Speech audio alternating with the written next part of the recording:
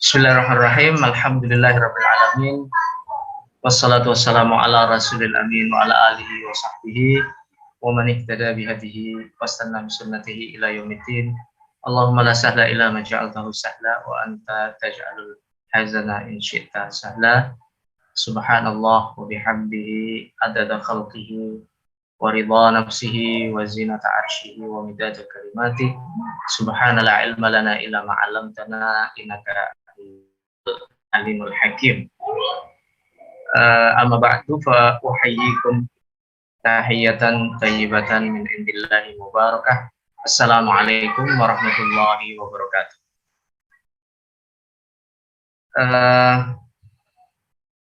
Hadirin sekalian yang dirahmati oleh Allah Subhanahu wa taala, jika kita berbicara tentang pemikiran dan tentang akidah, kita perlu catat bahwa pemikiran merupakan lapisan kedua ataupun ketiga terpenting dari dari pembentukan manusia. Jadi yang paling menentukan dalam pembentukan manusia itu yang pertama adalah akidah atau keyakinannya, yang kedua adalah pemikirannya. Iya, pemikirannya. Akidah dan pemikiran itulah yang nanti membentuk ya unsur-unsur lain dari manusia. Karena kalau kita lihat bahwa unsur daripada manusia itu terdiri dari jasad dan terdiri dari roh. Jasad ini disebut dengan alamul khalq dan roh itu disebut sebagai alamul amr. Ya. Dalam itu roh ini di dalamnya ada satu perangkat yaitu al-qalb, di mana di situ jika saluhal jasadu kullu wa idza fasada jasadu kullu. Ya. Nah, ini memiliki tugas, memiliki aktivitas. Yang pertama adalah al-aql, ta'aqqul, ya. Yang kedua adalah al-irada atau nafsu, di situ ada. Dan yang ketiga adalah meyakini atau keyakinan. Dan yang keempat adalah perasaan. Nah, antara roh dan jasad tadi itu harus diintegrasikan sehingga kemudian melahirkan satu manusia seutuhnya, ya, manusia seutuhnya yang dimulai dari keyakinan, ya, lalu pikiran, lalu mendorong adanya keinginan, dan kemudian menghasilkan perbuatan, dan perbuatan itu menghasilkan, ya, produk-produk itu kemudian menghasilkan nanti pada akhirnya adalah perasaan, dan perasaan ini yang tertinggi adalah ada, dan di dalam saadah itulah yang dicari oleh manusia, ya. Nah, ini maka ada empat unsur terpenting dari manusia. Pertama adalah unsur iman, ya. Yang kedua adalah unsur ilmu. Iman ini harus dibangun di atas ilmu. Fa'lam annahu la ilaha illallah. Ya, fa'lam ini ilmu, sementara la ilaha illallah itu adalah iman. Ya. Astaghfir li dzambika itu adalah amal. Jadi nanti ilmu dengan iman itu mendorong adanya kemauan, dan kemauan itulah atau keinginan itulah yang mendorong adanya amal, ya, adanya amal, ya. Jadi ini adalah satu keterkaitan yang sangat erat sekali, sehingga amal perbuatan itu didorong oleh, atau asasnya sebenarnya adalah ilmu dan kemudian keyakinannya. Ya, manusia tanpa ilmu itu sesat, dan manusia tanpa keinginan yang kemudian menghasilkan amal itu al-maghdubi alaihim. Oleh karena itu siratal mustaqim atau siratal mustaqim, jalan yang lurus itu adalah penggabungan atau integrasi antara ilmu, dan yang kedua adalah kemauan yang menghasilkan amal. Ya, itu. Ini sehingga manusia tanpa ilmu itu dhalim. Siratal ladzina an'amta alaihim ghairil maghdub, al-maghdub minal yahud, karena mereka itu ada ilmu tapi tanpa amal, tanpa ya, ilmunya tidak mendorong kemauan tidak mendorong adanya amal. Waladhdallin itu adalah minan nasara, ya, dhalin minan nasara, problemnya adalah ilmu. Ya, problemnya adalah ilmu, dan ilmu ini adalah pemikiran. Ya. Lalu kemudian menghasilkan amal yang, oleh karena itu amal yang utama, yang pertama yang menjadi syarat adalah amal itu benar berdasarkan ilmu, dan kemudian yang kedua adalah bahwa al-qasad atau al-iradah, keinginan-keinginan itu terus berorientasi kepada Allah sehingga dia menjadi ikhlas. Jadi banyak orang yang melakukan perbuatan yang benar tapi tidak ikhlas. Dan yang ketiga adalah bermanfaat. Ada yang benar dan ikhlas tapi tidak bermanfaat. Ya. Kemudian selanjutnya yang keempat adalah prioritas. Ya, prioritas. Dan yang kelima itu adalah konsisten. Al-qalilud daim khairun minal katsir al-munqati. Ya. Lalu kemudian dilanjutkan dengan al-itqan atau profesional. Ya, ayyukum ahsanu amala, liyabluwakum ayyukum ahsanu amala. Dan nanti kemudian pada akhirnya itu nanti berakhir kepada perbuatan yang bijak. Ya, yu'til hikmata man yasha wa may yu'tal hikmata faqad utiya khairan katsir wa may yadhakkaru illa ulul albab. Itulah puncak daripada puncak daripada ketinggian ilmu, ya, itu pada kebijakan. Baik, ini nah oleh karena itu pemikiran itu sangat pemikiran dan keyakinan itu adalah satu atau dua unsur yang sangat penting yang mempengaruhi manusia. Ya, dengan keyakinan itulah yang membentuk manusia, sehingga keyakinan Umar bin Khattab zaman jahiliyah, ya, zaman jahiliyah itu berbeda dengan saat Islam. Ya, ketika berubah menjadi Islam, maka pemikirannya itu berbeda. Ya, pemikirannya berbeda karena terbentuk oleh keyakinan.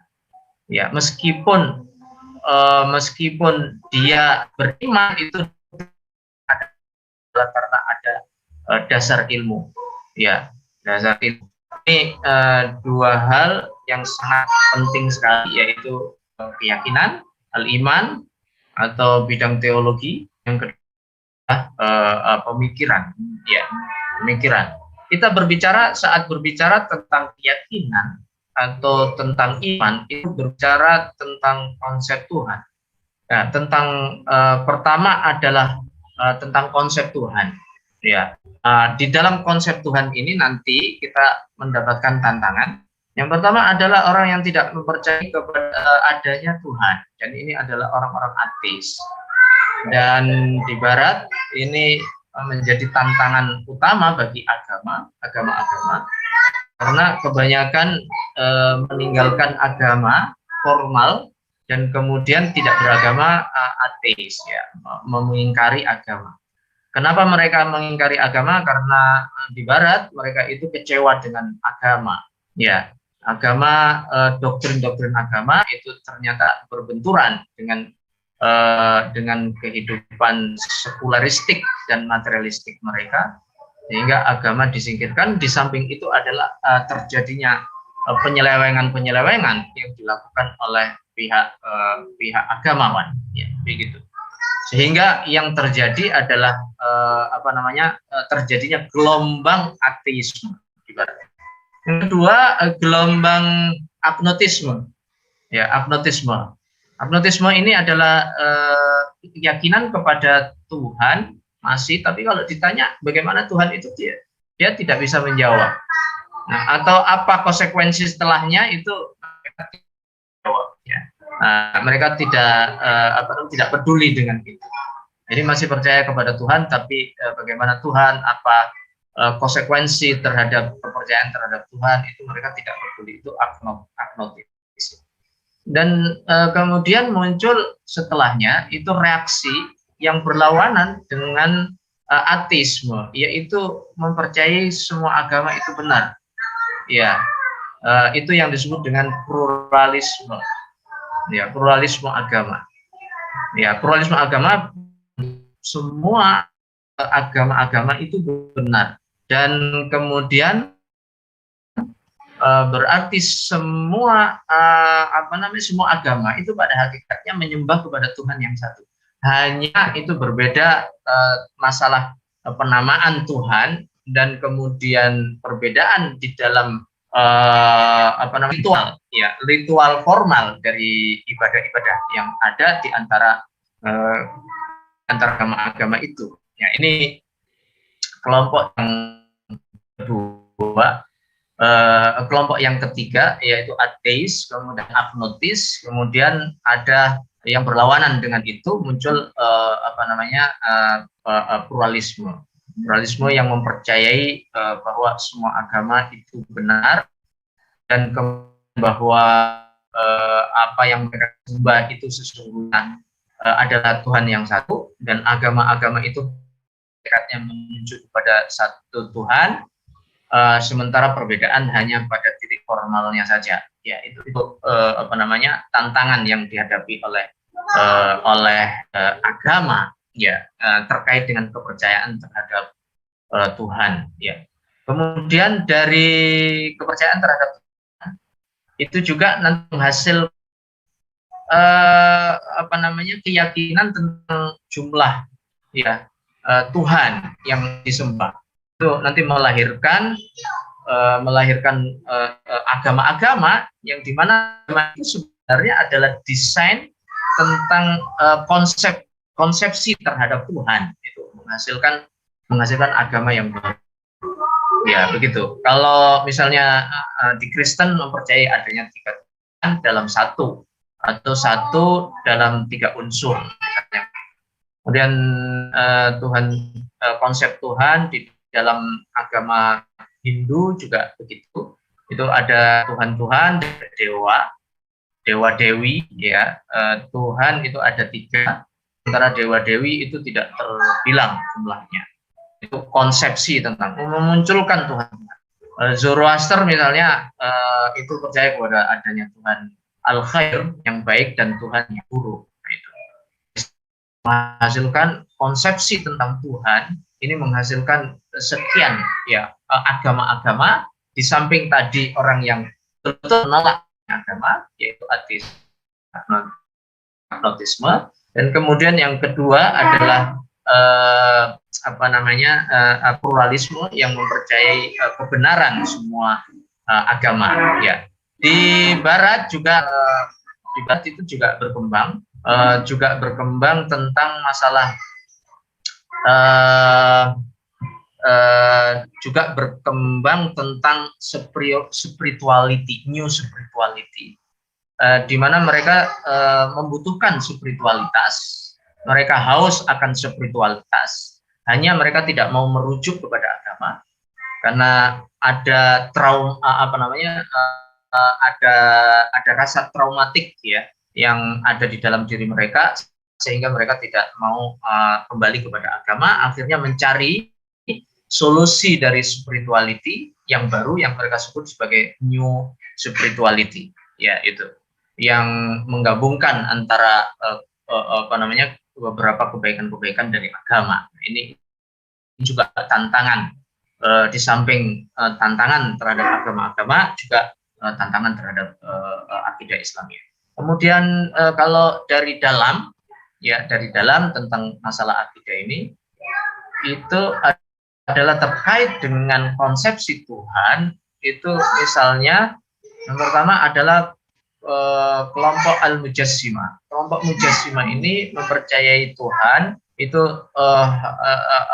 materialistik, secara materialistik, dan disamakan dengan makhluk yang lain. Itu dengan makhluknya. Itu Mujassimah. Kemudian kelompok yang lain yang muncul terkait dengan konsepsi terhadap Tuhan itu adalah Mu'tazilah. Mu'tazilah ini sebenarnya dia muncul untuk menjawab berbagai macam syubhat yang dilontarkan dan hujumkan kepada Islam.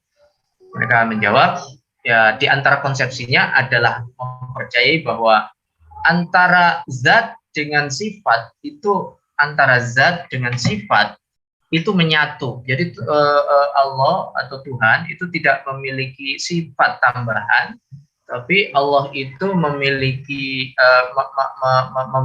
melihat, mendengar, mengetahui dan lain sebagainya itu pada zatnya, bukan dengan sifat. Nah itu kaum Mu'tazilah. Ya, kaum Mu'tazilah. Ya, sementara ahli sunnah wal jamaah mengatakan bahwa Allah memiliki zat dan memiliki sifat. Sifat itu adalah tambahan daripada zat, tapi bukan di luar daripada zatnya itu sendiri. Ya, nah itu kelompok-kelompok yang muncul dari dalam tentang konsepsi terkait dengan Tuhan. Ya. Lalu kemudian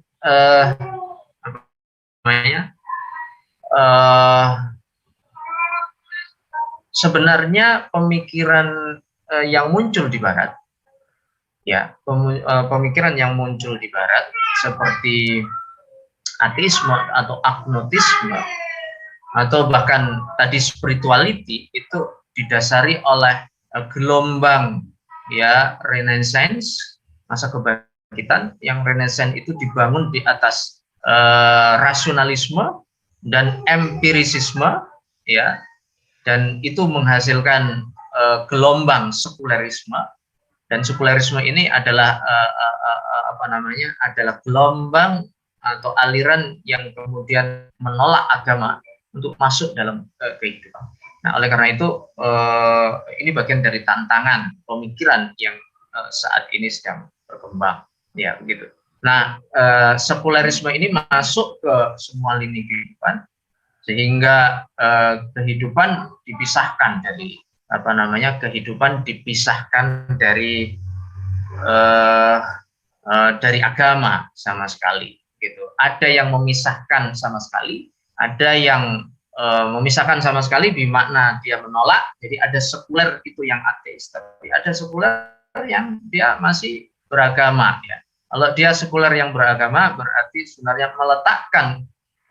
mereka itu meletakkan agama itu hanya pada tataran ritual saja, sementara kehidupan nyata itu terpisah dari agama. Itu yang terjadi, dan gelombang ini masuk ke politik, pemikiran politik, sehingga jangan sampai berbicara tentang politik dikaitkan dengan agama, kemudian masuk ke ranah sosial, ranah ekonomi, jangan berbicara ekonomi, jangan berbicara agama dalam ranah ekonomi misalnya gitu, dan masuk kepada ranah-ranah sosial, yang ranah sosial ini sebenarnya menghasilkan gelombang kebencian terhadap dan kemudian menyebarnya al-ibahiyah, permisifme, sehingga berkembang LGBT, ya, kemudian berkembang juga hubungan laki-laki dan perempuan yang sedemikian rupa yang tidak terbatas, begitu, dan kebebasan dimaknai dengan sangat luas dan tidak ada batasannya. Ya, ini sebenarnya dibangun di atas pemikiran. Pemikirannya itu adalah materialisme, rasionalisme yang kemudian menghasilkan sekulerisme, Dan sekularisme itu adalah yang kemudian menghasilkan pemikiran liberalisme dan kemudian permisifme. Nah, ini yang sekarang berkembang. Maka tuntutan daripada gerakan pemuda untuk masalah-masalah LGBT, kemudian hubungan yang laki-laki dan perempuan yang tidak terbatas, begitu, hubungan laki-laki dan perempuan di luar nikah, yang kemudian berpengaruh kepada agama, dan kemudian mencari landasan-landasan dari doktrin agama, termasuk beberapa waktu yang lalu itu memunculkan gagasan tentang milkul yamin, bagaimana hubungan laki-laki dan perempuan itu bisa dilakukan seperti suami istri, tapi tidak terikat oleh ikatan formal suami istri. Nah, itu yang berkembang dari pemikiran. Semua itu adalah basisnya adalah pemikiran. Kemudian kita juga dalam masalah pemikiran nanti terkait dengan bagaimana kita memahami teks-teks agama. Nah, memahami teks-teks agama ini kemudian memunculkan beragam aliran, ya, seperti aliran tekstualisme. Dulu kalau di dalam Islam terkenal dengan ahlul hadis, ya, ahlul hadis, dan yang kedua adalah ahlur ra'yi. Ya, sekarang terkenal dengan tekstualis dan kontekstualis. Ya, begini. Ya, itu yang terkait dengan bagaimana memahami teks. Ya, bagaimana memahami teks agama. Lalu kemudian berkembang karena pemikiran dari Barat yang mengembangkan misalnya hermeneutik, bagaimana memahami teks agama itu dengan metodologi, ya, dengan metodologi yang dipakai untuk memahami kitab suci, ya, dari Injil atau dari Kristen misalnya, itu yang dipakai, sehingga kemudian penafsiran itu tanpa batas, dan penafsiran itu tidak ada dhawabit, ya, tidak ada dhawabit, sehingga melahirkan pemahaman yang sangat jauh dari. Kemudian juga terkait dengan bagaimana melihat bagaimana hubungan antara teks dengan modernisme, misalnya begitu. Teks dengan modernisme ini misalnya, atau antara turos, antara asolah dengan hadasa. Ini nanti juga menimbulkan banyak aliran di sini. Ya, ada yang menolak modernisme secara total. Ya, ada yang menolak secara total, ada yang menerima secara total. Ya, ada yang kemudian melakukan proses penyaringan secara ketat, lalu kemudian modernisme itu diletakkan dalam konteks ajaran-ajaran Islam, ya, seperti itu, sehingga ada di situ proses integrasi, di mana proses integrasi itu ada proses yang disebut dengan proses kritik atau proses dewesternisasi, ya. Dilakukan proses penyaringan sehingga yang bermanfaat di dalam modernisme, dalam perkembangan modernisme itu bisa diambil, termasuk perkembangan keilmuan dan lain sebagainya yang berkembang di Barat itu bisa diambil, sementara yang tidak bermanfaat dan melanggar daripada tatanan serta mabadi al-Islamnya itu ditolak. Ya, itu terkait dengan nas dengan modernisme atau bainal asolah wal mu'asarah. Ada yang masih mempertahankan asolah, sementara tidak menerima yang hadasa secara total, ya, semacam itu. Sehingga ini juga menjadi tantangan pemikiran kita saat ini dan yang masa yang akan datang. Ya, itu. Kemudian tentang hubungan, misalnya ada laki-laki dengan perempuan sehingga menghasilkan sekarang gelombang seperti gender, ya, yang ingin menyamaratakan, ingin mensetarakan antara laki-laki dan perempuan. Dan kemudian tuntutan-tuntutan dari gerakan gender ini yang apa namanya, yang kemudian dari gerakan gender ini menuntut adanya persamaan secara total, ya, baik di dalam masalah agama maupun di luar agama. Ya, misalnya kalau apa namanya, misalnya laki-laki menjadi imam, misalnya dalam sholat, perempuan juga harus begitu. Maka kemudian ada gugatan-gugatan terhadap ajaran agama yang kemudian mereka nilai sebagai satu bentuk daripada diskriminasi terhadap perempuan. Ini gerakan-gerakan gender dan gerakan feminisme ini juga menjadi tantangan apa namanya, tantangan pemikiran Islam di masa yang akan datang dan sekarang ini, ya, sudah. Lalu kemudian terakhir, tidak bisa diabaikan juga bahwa ada apa namanya, problem tentang model, ya, model kebangkitan kembali, ya, umat ini. Memang tantangan utama umat kita adalah kemunduran dari peradaban ini yang kita rasakan. Lalu kemudian ada upaya-upaya untuk kebangkitan, dan kemudian ada tawaran-tawaran. Dan ini model-model ini diusulkan, ya, dipropos oleh berbagai macam aliran. Misalnya yang percaya bahwa kebangkitan umat Islam itu harus merujuk kepada Barat, misalnya, harus seperti Barat, ya, termasuk hubungannya dengan agama. Jangan sampai agama itu apa namanya, ikut campur dalam kebangkitan.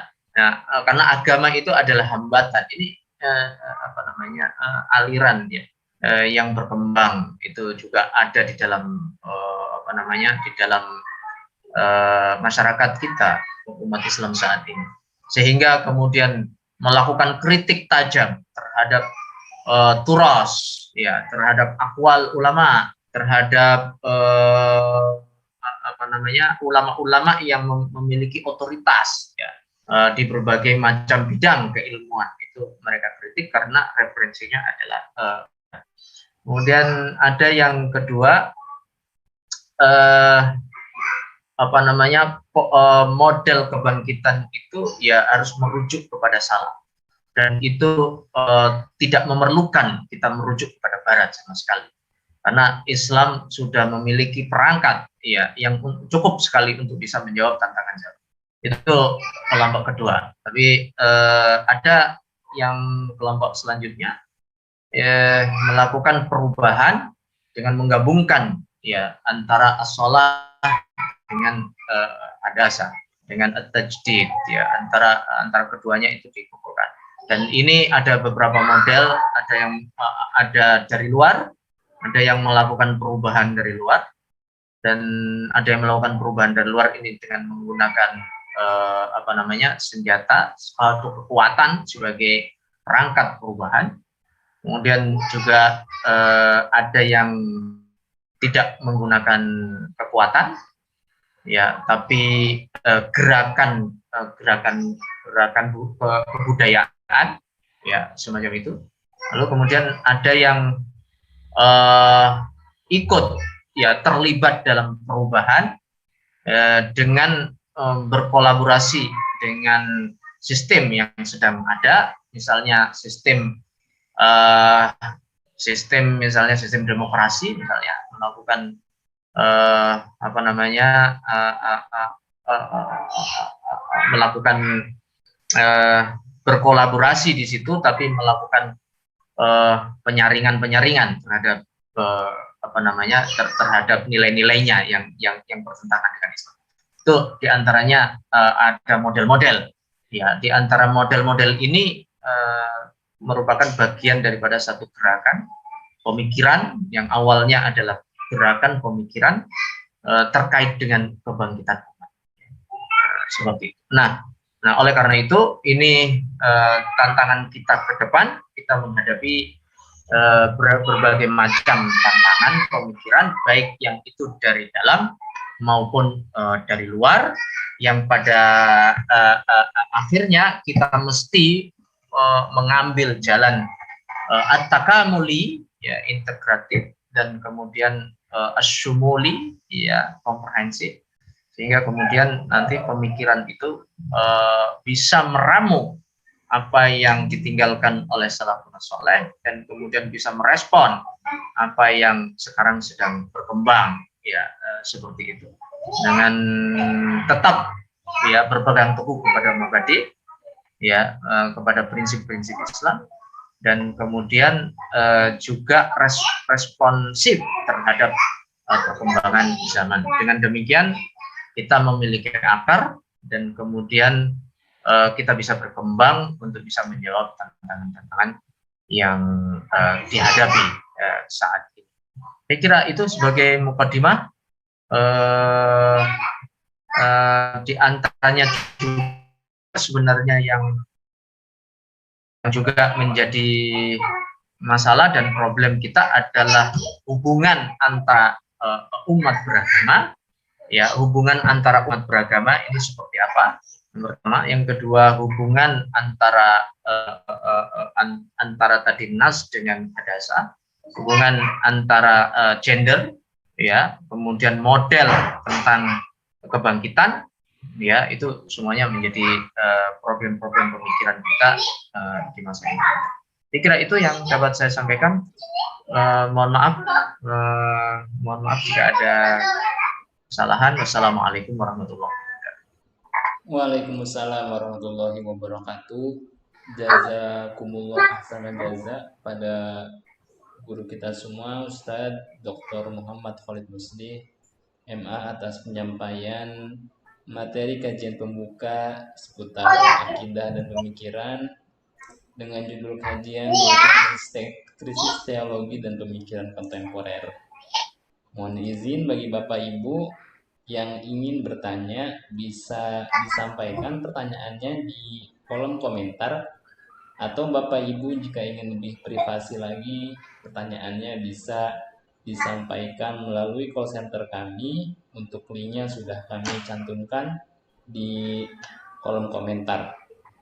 Ya, ini sudah ada pertanyaan yang masuk, Ustadz, dari Bapak Wahyu di Bekasi. Apakah Nasrani dan Yahudi zaman ini masih relevan disebut ahlul kitab?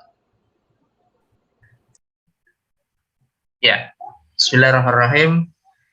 Alhamdulillah, salatu wassalamu ala rasulillah wa ala alihi washabihi ajma'in, amma ba'd. Ada dua pendapat sebenarnya dalam masalah ini.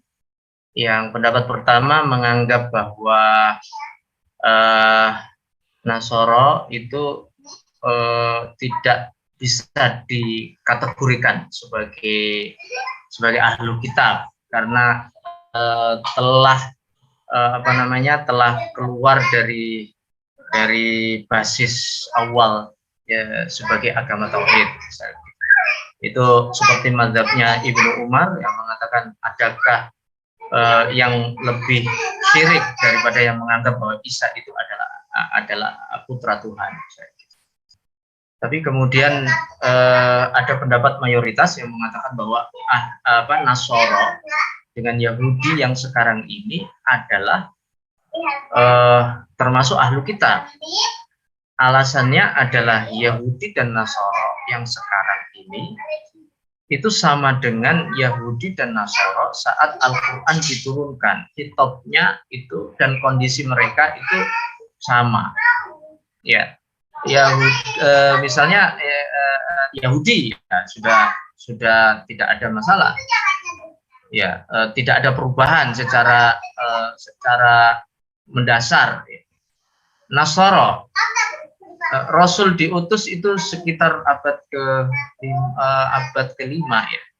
Sementara Nasrani itu telah mengalami perubahan dari tauhid menuju trinitas itu mulai 325 dalam Majma' Nikiyah, ya, konsili Nikiyah itu 325 Masehi. Di 325 Masehi itu sudah mengalami proses pergeseran, ya pergeseran akidah dari tauhid menuju mulai ya trinitas. Al-Quran turun dan yang dikhitab adalah mereka. Berarti sebenarnya khitab mereka sebagai ahlul kitab itu dengan kondisi mereka yang sudah mengalami perubahan, itu pergeseran itu sebenarnya sama dengan yang sekarang.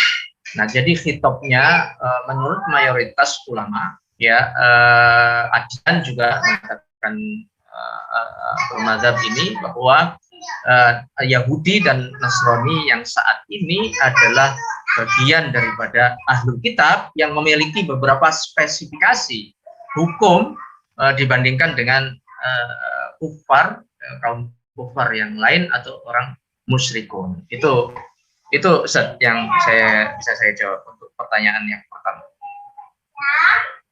Alhamdulillahirrahmanirrahim. Jazakumullah khairan Ustaz. Selanjutnya ada pertanyaan dari Ibu Maryani di Sumbawa.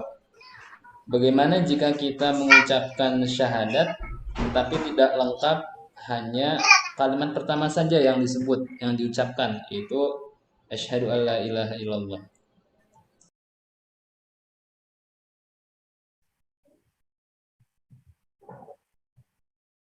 Mohon maaf, bisa diulang?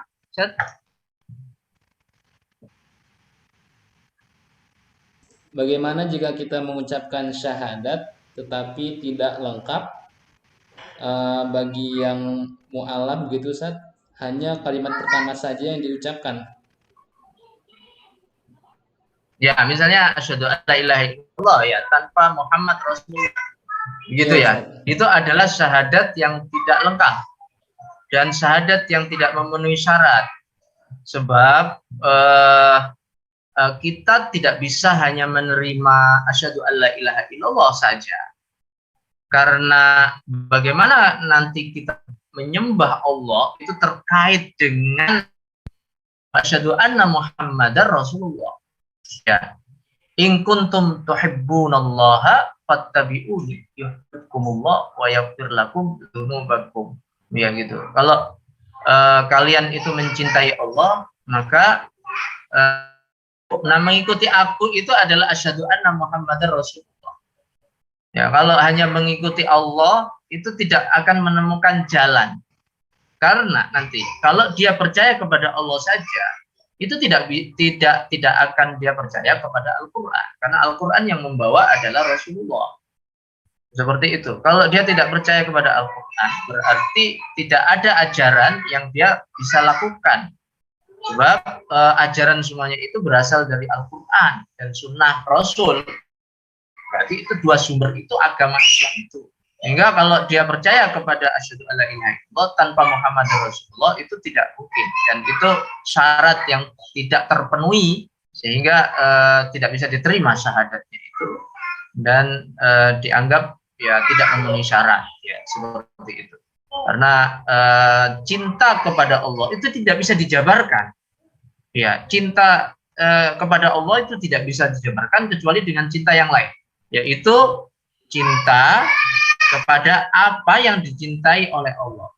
Nah, apa yang dicintai oleh Allah itu penjelasannya ada di dalam Al-Quran dan Sunnah, dan itu semuanya dibawa oleh Rasulullah. Ya begitu. Nah, oleh karena itu mengingkari Rasulullah itu sebenarnya mengingkari Islam. Ya begitu. Berarti tidak bisa menerima Islam. Ya demikian. Bisa untuk yang pertanyaan yang kedua. Ya, alhamdulillah alamin. Kita lanjut pertanyaan ketiga. Ini dari Bapak Jailani di Jakarta. Assalamualaikum warahmatullahi wabarakatuh, Ustadz. Waalaikumsalam warahmatullahi wabarakatuh. Ketika tarikat tasawuf itu menjadi sesuatu sebagai penyempurna ibadah, apakah hukum mempelajarinya? Mempelajari ilmu tasawuf tersebut, apakah wajib atau bagaimana hukumnya? Oke. Tentang tasawuf. Tasawuf dalam makna membersihkan jiwa ya dari kotoran-kotoran dari hal-hal yang mengeruhkan, ya, membersihkan niat, membersihkan orientasi, memurnikan orientasi.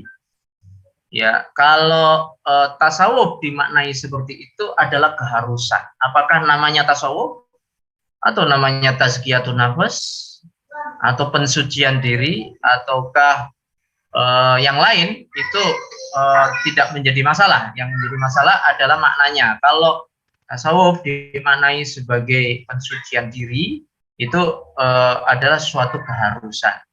Dan itu adalah tugas seorang rasul. Yu'allimuhumul kitab wal hikmata wa yuzakihim. Kadang-kadang wa yuzakihim duluan. Ya, kadang-kadang tazkiyah lebih dahulu sebelum taklim. Ya, itu menunjukkan bahwa harus ada dua gerakan yang kita lakukan. Yang pertama adalah taklim yang terkait dengan ilmu pengetahuan. Itu yang kita sudah singgung. Yang kedua adalah tazkiyah, yang kemudian menata hati, menata qasd atau al-iroda atau keinginan-keinginan, sehingga dia terhindar dari orientasi yang menyeleweng atau keinginan-keinginan yang menyeleweng, begitu. Zuina linnasi hubbus syahawati min nisa'i wal banin wal qanatiril muqantarati minadh dhahabi wal fiddati wal khailil musawwamati wal an'ami wal hars. Dari mata'ul hayati dunia, wallahu indahu husnul ma'ab. Ya, kalau orientasi itu bisa diluruskan dari orientasi duniawi, nah, begitu, kemudian diluruskan menjadi orientasi ukhrawi, itu proses yang seperti itu adalah proses tasawuf, dinamakan dengan proses tasawuf atau proses tazkiyatun nafas. Maka yang seperti itu adalah wajib, ya, kita harus lakukan, ya, karena kalau hanya berdasarkan ilmu tapi tidak diluruskan niat, tidak diluruskan orientasi dalam kehidupan, itu nanti tidak akan sampai. Itu yang kedua.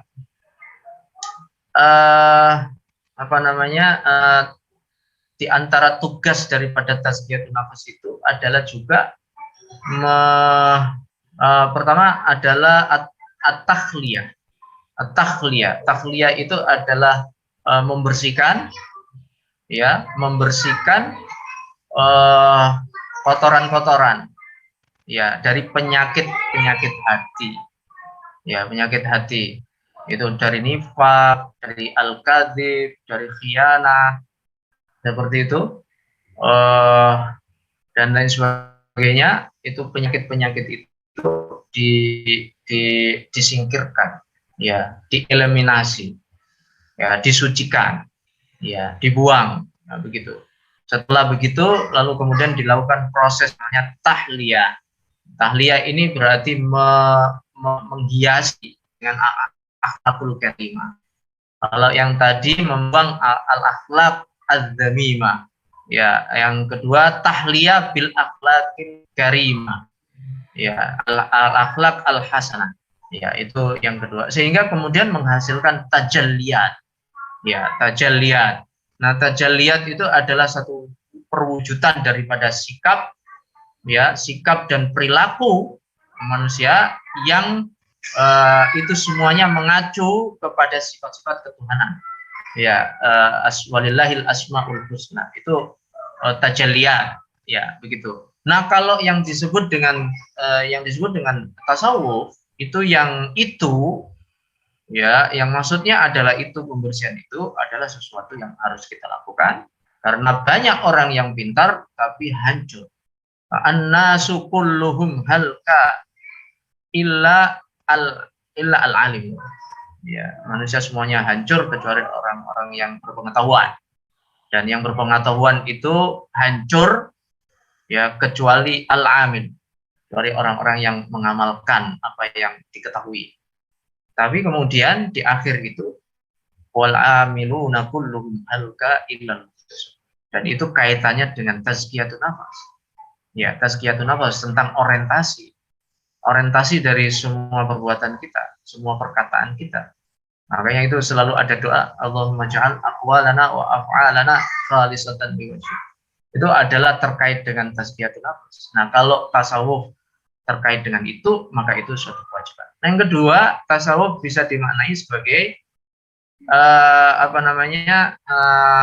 implementasi dari al-akhlak al-karimah pada tingkat al-ihsan, al-itqan. Itu. Jadi misalnya bagaimana sikap dermawan itu diimplementasikan, tidak hanya saja diimplementasikan dilakukan saja, tapi juga diimplementasikan dalam level terbaik, ya, ayyukum ahsanu amala.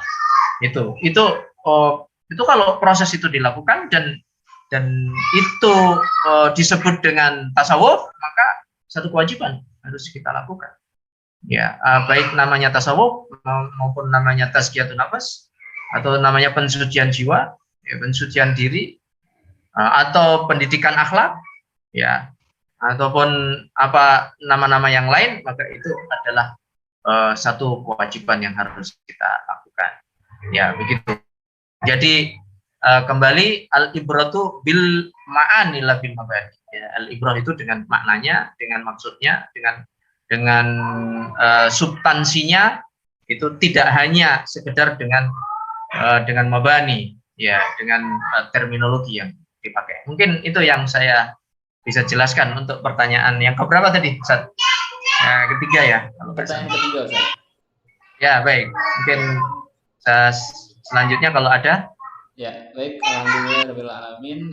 Dengan pertanyaan dari Bapak Jailani tadi menjadi akhir perjumpaan kita dalam sesi live konsultasi syariah seputar akidah dalam pemikiran.